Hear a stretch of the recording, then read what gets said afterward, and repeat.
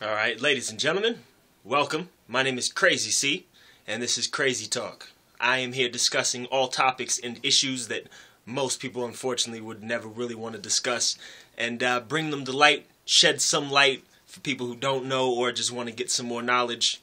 This is what these situations and discussions are for. First discussion I wanted to get into was brought up because of my happenings through meeting and dealing with people over the phone. I do what I would like to call customer service. I am customer service. I work front desk for a particular company, and I take pride in my services to the people. Me helping them out, giving them what they need.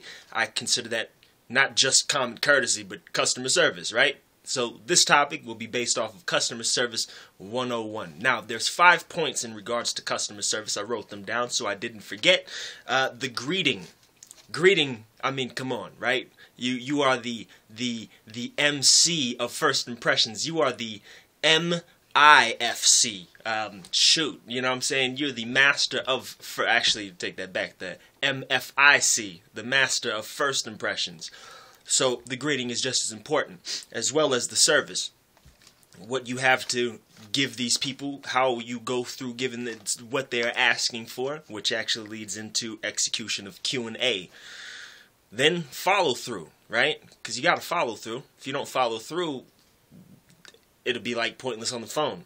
And then maintaining quality assurance. Okay, so I'm going to hit these topics pretty briefly, but giving you a pretty concise understanding of these subjects, because I think that these are the 5 most important perspectives in customer service in general. So, the greeting. The greeting is number 1. You know, when you are at any position of service, front desk, such as myself, you could be front desk at one of the top Fortune 500 companies. You could be front desk at Chuck E. Cheese. You know what I'm saying? Like, no matter what you do, it is always about you and interacting and engaging the client, the customer, the person that's there in front of you. But not only that, it's also about greeting and engaging as if they were the first time you ever met them. That person could have called you 5 times on the phone, the same one. Every time you engage with them should be like it was a brand new person, like you had amnesia. All of a sudden, you forgot who they were. And, hey, how can I help you? Right? So you're greeting. Smile. You always want to put a smile on your face. When you are greeting anybody in any way, shape, or form, what your emotional situation is will be painted dead on your face. Everybody knows. Everybody can see it. I can tell if you're a bad day. I can tell if you're having a horrible day. I can tell if you're having an exciting day. Question is, can you portray something outside of that, even how you're feeling, to make me believe something different? You may be having a horrible day. It may be the worst day of your life. But if you could put the smile on and you can engage that person in a way where they would have no idea or thought that you were having the worst day of your life, you've already set the tone for that first engagement, which is awesome, because now from then on, they're not going to think, well, man, that person was horrible. Can't believe they took out all that on me. Or even just got into that whole conversation, man, my day was horrible. Let me tell you about it. Let me tell you about my day. You know what I'm saying? So you want to always make sure that when you meet this person, the first time you meet them, second time you've met them, it's like the first time you've met them. You know, greeting is important. Smile, engaging, eye contact. When you're talking with somebody and you're talking to them like this, yeah, you know, I don't know. I think it might be over there. I'm not too sure. Huh? I'm right here, dog. I'm right here. Talk to me. You know what I'm saying? Eye contact, because then at least I know that what you're saying to me is somewhat honest, but then at least I know you're being attentive to my needs, because I have needs too. I'm here trying to inquiry about something, right? I'm here for a reason. So, greeting, smile, engagement, eye contact. Let them know that you are talking to them. Be attentive. You want to listen. You got 2 of these, right? You've heard that. You have 2 ears so you can hear and only 1 mouth so you don't have to speak as often. Right. So, be attentive. You got to listen to what this person wants, because if you don't understand what it is they want, you're not going to be able to thoroughly help them, which leads to a lot of what I was talking about in the other 5 points. You want to make sure that when you are engaged, you are listening, so that when you listen, you know exactly what it is those people are in need of, right? Personally, I think that was just, common knowledge, but not for everybody. That's why we're doing these videos. That's why we do this. So, greeting, smile, engage, eye contact, being attentive. There was another one. Can't quite remember. That's why I wrote this stuff down. Right. Oh. Never take anything that anybody says to you personally. Rule number 1. I should have started with that, but kind of have to break you into this real quick. You never want to take anything that anybody says to you personally for many reasons. One being that they might not even be mad at you. With the kind of job I do myself, it's one of those things where I have a lot of people who call mad, upset, irritated, not knowing, they're frustrated on how to do something. They blame me right off the bat. But I've been in customer service and sales for years. So for me, first thought is, well, just so you know, we don't have any affiliation with what these people have done to you, so please, let me help you. Bam! You could be the most maddest, upset person in the world. You could have been having a gun cocked and loaded, ready to go at the top of your head. With that statement alone, I done settled the situation. That person is more attentive themselves to what I am trying to do for them, which is help, right? Customer service. I am here for you. Right.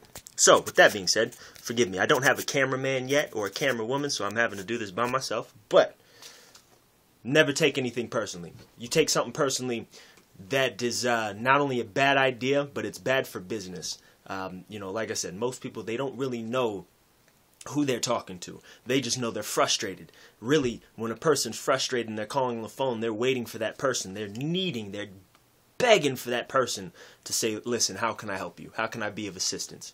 That's what they want. Not a lot of people offer that, unfortunately. Engaged, attentive, be concise, and be thorough. Concise.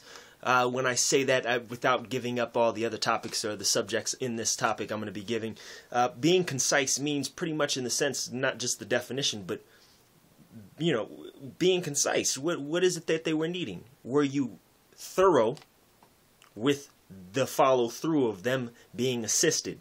Concise meaning, were you really helping them out? Did you attack their needs? Were you able to help them with their needs? You heard them, but you might have heard them and tried something different. Or you might have heard them like, oh, well, I can help. This was like the other person or the other guy, right? But no, this is one person. You might have seen this person 5 times. Brand new person, right? Thorough. You just want to be thorough. You want to make sure that when you are dealing with a person and you're dealing with them face to face or over the phone, you're thorough. You have an understanding. You're writing stuff down. You're letting yourself know, outside of them knowing, that you really are trying to help them out so that you don't ever either have to hear from them again or you have consistent repeat business, because they are always going to come back to somebody who they felt satisfied with. But I'm not helping out relationships right now. That's going to be on a whole nother situation. Anyway, you are the MFIC. You are the master of first impressions. So you are the one that's going to set the tone. You set the bar, right? All right. Smile, eye contact, greet. Oh, yeah, I wrote this down in order. So to simplify everything I just said, if you follow these steps right here I'm about to read off to you, you'll be perfect. Ready? Get your pens out. You're going to need them. All right. Smile. Make eye contact. I can see you, right? Greet. Greet them like you would greet your grandmother, your person you haven't seen. Like you've never seen these people before, but you are so ecstatic to see these people in front of you, right? Greet them. Inquire. Inquire. What is it that I can help you with? How can I help you? What can I do to be of assistance for you today, right? Investigate. Inquire, investigate. After they inquire, investigate what it is that they might have been in need of. Maybe they were in need of speaking with somebody and that somebody might be in the back room. Go out of your way to figure that out. Convey.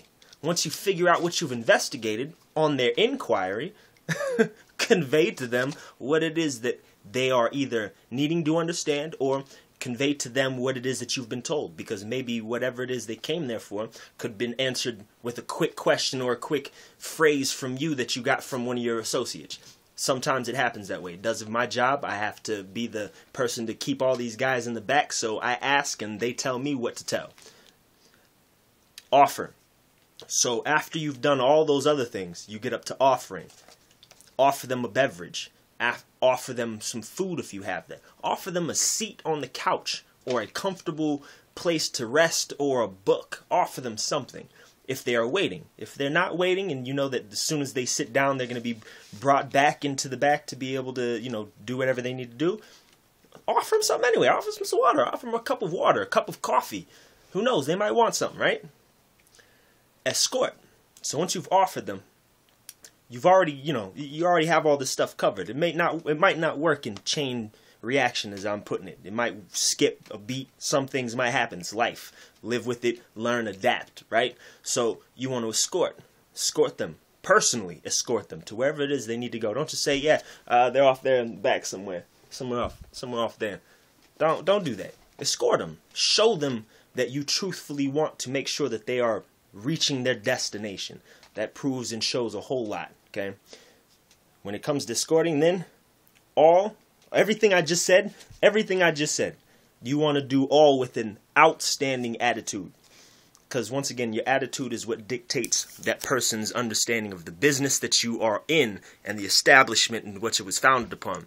Why it is that they want to come back to you versus the other guys is because of your customer service, because of what you offer them. It's not just about what you give them or what they're there for, because obviously they're there for you.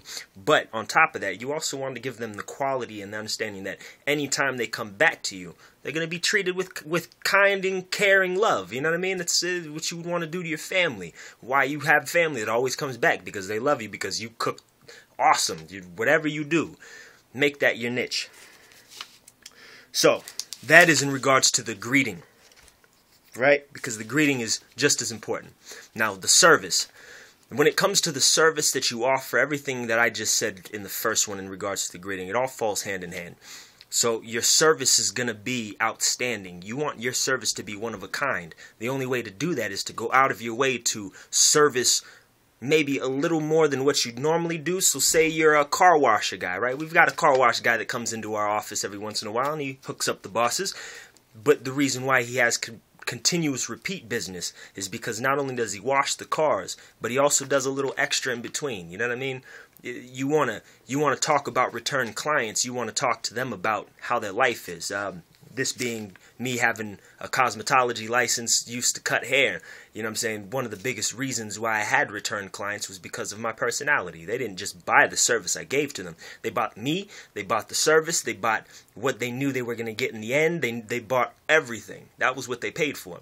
So you want to make sure that your service is 100, because if it's not 110% and 50, you're just another hairdresser, you're just another car washer, you're just another realty executive, you're just another run-of-the-mill business that's already out there trying to make ends meet through a crazy, recession or whatever economic downfall we're going through right now. So remember that. Important. Execution of Q&A. That's questions and answers for those who don't know anything about Q&A.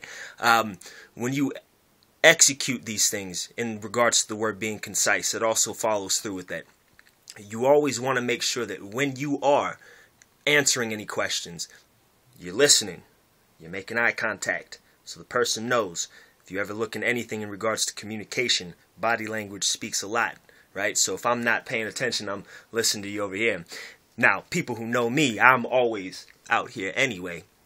Crazy talk, right? So, and on any note, you always want to make sure you're watching them. You're looking at them, you're seeing their body language, you're either matching their body language or you're always asking things in regards to reflecting what it is that they were telling you so that they know that you've been listening, right?